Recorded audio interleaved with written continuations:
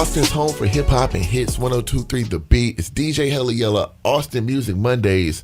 We got Two Stoned in the building. What up? Yella, what's the business, man? Finally made it on here. I know we it's out been a here. minute. We be trying to get it together. What's going on? You fresh off the road, right? Yeah, a couple months now, but still pretty fresh, yeah. That's still, if you on a long tour, that's still like fresh off the road. Yeah, it's like 65 cities, about 30 states in 2 months. That's so a lot. Yeah, it was a lot for sure. So what was that experience like for you? It was great, to be able to see like how the music industry itself works on that next level. Mm-hmm. Riff Raff being kind of mainstream, but still, underground. But at the same time, he's up there. So it was really cool to be able to learn and gain knowledge from those people and his crew. And also, like, with life in general, I'm only 24 years old. I've never been out of the city and state, really. Wow. And so to go traveling like that all on my own, it was a really great experience. And I saw a lot of things that by the age of 24, I never think I'd see. Crazy. What was your favorite city on the road? Favorite city probably would have had to been this small city, Corning, New York. What? Yeah, nobody's ever heard of it. I ain't never heard of it. Corning, New York. I'm gonna have to open my Google Maps real quick. Yeah, Google that. You'll be able to find it. But that was a really great show, great energy, as well as Ann Arbor, Michigan. We hit University of Michigan. It's like 1,200 people. It's like all they know is Riff Raff and Turn Up. Uh-huh. So it was awesome. In New York, they probably don't get too much stuff there, so it's probably just like... Nah, it's nothing but blizzards and stuff. Like, I got stuck in a blizzard. Those people are something else. Oh, man. Now, you've done a lot of music with a lot of artists, big name artists. Yeah. Who all have you worked with? So I've worked with Riff Raff, Paul Wall, Lil Flip, Lil Kiki. I myself grew up listening to all these, like, a lot of legends. Yeah, to me, Texas legends. So when I started doing the music more, it was just kind of out of respect and out of my own personal being that I wanted to do songs and videos and get in business with those guys. So like bucket list type things, like, man, one day I gotta work with Paul Wall, I gotta work with Lil Flip. Yeah, and so I did it. But I also have tracks, Rizzo, Young Nation, a lot of Texas cats, a lot of people that people know and don't know on a different level of the industry. So, Now, you born and raised in the city? Yeah, I'm from Austin. Where? What high school? Well, I went to Hayes High School, so technically Buda, but you know what I'm saying? Southside. Yeah, Southside. Nobody knows where Buda is. As soon as I graduated in 2008, I dipped. 2012, I dipped out of Buda and headed straight to Austin. Mm-hmm. Along with working with artists, you working with like big brands too, like the tour was sponsored. You got your own sponsors. Yeah, so what I did, I graduated high school and I was like, I'm going to go to college and be this regular guy, or I'm going to do this music stuff. And I gave the music stuff a shot, and here I am 6 years later. I focused on building my brand, Two Stoned, as more of a brand and an image, out in the streets hustling, not necessarily with the music. I was trying the music, but that wasn't the main focus. I wanted everybody to know about the brand and what Two Stoned, more or less like the culture was.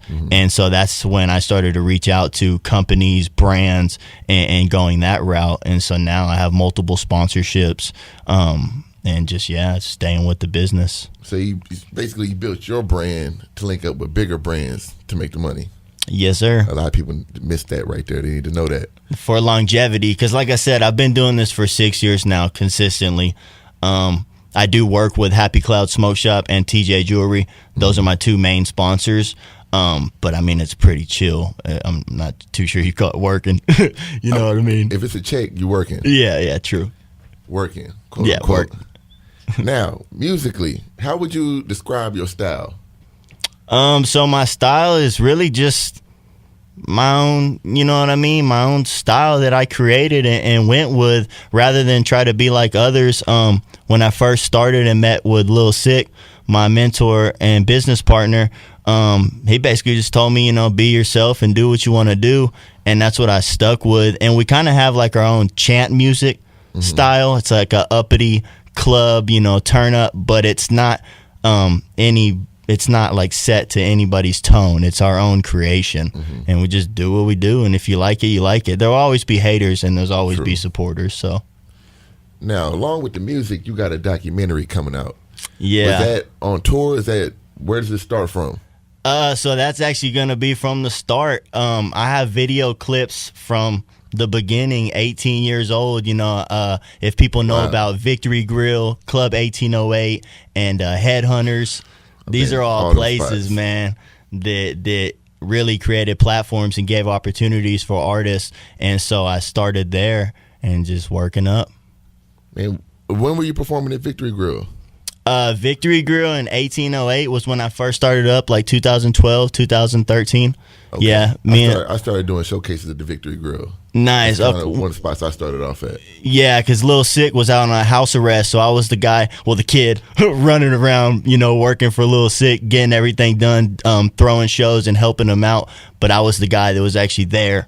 And so I did, quite a bit of events at Victory Grill in 1808 before they closed down. Mm-hmm. Now, see, along with the music, you kind of touched on it. Music, filming a documentary, you got sponsors. You also doing shows, like throwing your own shows, right? Yeah, since I went on the tour, I kind of slowed down. But when I first originally started here in Austin, my main goal was to basically give the opportunities that I'm giving out to others and create platforms and stages and not just have everything for myself. So I started over on Riverside at this place called Forte Hookah Lounge. And nobody knew about it, but I was doing about 200 people. We were doing like Friday nights, and I was bringing artists from Waco, Corpus, just all these different places of Texas. And then it expanded outside to other states and just bringing people together and giving them that opportunity to build and network, meet others, showcase their skills. And also, it was right there on Riverside. So you don't want to be downtown getting all drunk and then getting hemmed up by the cops when you leave at 2. You don't want to be drunk driving home. Yeah, it was BYOB. It was a really great spot. I moved on from there to self-investing and promoting my own shows. I brought Riff Raff to Vulcan on 6th Street, and then the next month I followed up and I brought Paul Wall to Scratch House. Both were sold out shows. All right, so what's coming next? What show we got next? Like I said, since I went on tour and kind of focused on my brand and myself more, because the first 4 or 5 years I helped, endless amounts of artists and groups and all kinds of different people. So honestly, the way that music is now too, I'm not too sure that I would want to throw a show, just because the way social media portrays it all and the type of money that these guys want. I'm a businessman and I do, the business aspect of it for sure, first and foremost. And a lot of these cats aren't pulling in what they're asking, or it's just too much work. It ends up being a loss. It's all cap online. It's a lot of capping. Yeah. TJ, my jeweler, he was saying earlier today, us younger millennials have now made fake purses and fake jewelry, or rocking purses and fake jewelry is now okay to do, and I agree with them. A lot of people can't even tell the difference now. There's so many fakes out there. Yeah, you know what I mean? And so that definitely affects the rap game and the industry as far as what's really going on with the business. So basically you're saying if you need a show, you need some people that's really going to pack the building out. Yeah, and I'll definitely look over a lot of things involved with the artist. Definitely how many people does he actually have supporting in the city. And like I said, if it's a loss, I'm not going to do it. The Riff Raff and the Paul Wall, I did not lose. I made all my money back, then some. Everybody had a great time. It was a really good turnout. So I also did a lot of research on making sure that everything was going to pop off correctly. If you're going to do it, you got to do it right. Yeah, got to. About how many artists did you have on those shows? When I throw my shows, like I said, local or headliner, it didn't matter. I wanted to create that opportunity for the artists and let them showcase their skills. So most of the times I did about 10 artists on a lineup. Even when we did the Riff Raff and Paul Wall, I let the top heavy hitters of the city, Austin Martin, Smackola, they performed. But I also put on people that had never even touched the stage before. Their first big show, they get to open for Paul Wall. So just doing stuff like that. That's dope. Why do you feel that's so important? To me, really, is like I said, I create I create these opportunities and I give out these opportunities because they're given to me, and I don't feel like anybody should just be like, oh, you get this, all right, you only. If you can do it, or if it has a price tag on it and you have the money for it, go for it. Let them do it. That's dope. Now, along with the documentary, What else you got coming up? It's the end of the year. We about to get into a new year, new business, new things popping. The documentary is really important because it's going to showcase the last 6 years, building, like I said, all the way from the beginning until up to now. And I really want to promote that. It's going to be on my YouTube channel, but I want to promote it kind of like if it was a Netflix show or, you know. So it's going to be like different parts dropping, or it's going to drop all at once, or what? My plan is hopefully to get it down. I mean, 6 years crammed into 1 hour. Yeah. It's kind of hard, but I'm thinking I'm going to do like 4 15-minute episodes and drop one each week. The first one being my 25th birthday, January 15th, because that'll be officially about 6 years, you know, in this music industry. So you're gonna work backwards. Yeah. That's dope. We're set up in LA right now. I'm sponsored by Chili Willy Smoke Shop. Lil Six out there handling business for us right now. But we have a dispensary set up, so we're dipping into that venture and just a lot of things going on in LA. So we'll be back and forth from LA and Austin. You gonna have a soundtrack with that too, or what's that? You gonna have a soundtrack with that, or just the documentary? I'm not really sure yet because, to be honest, I haven't even released like an official album yet. So I'm thinking that I might give him the documentary and the album together and drop both of those on January 15th. Because I have quite a bit of tracks. I have the Slabbing and Dabbing with Paul Wall. I've got a new project with Riff Raff. The video's almost finished, and then we'll be releasing that. So I'll be promoting that in 2019 as well. Any other features? Big features you got? Coming up?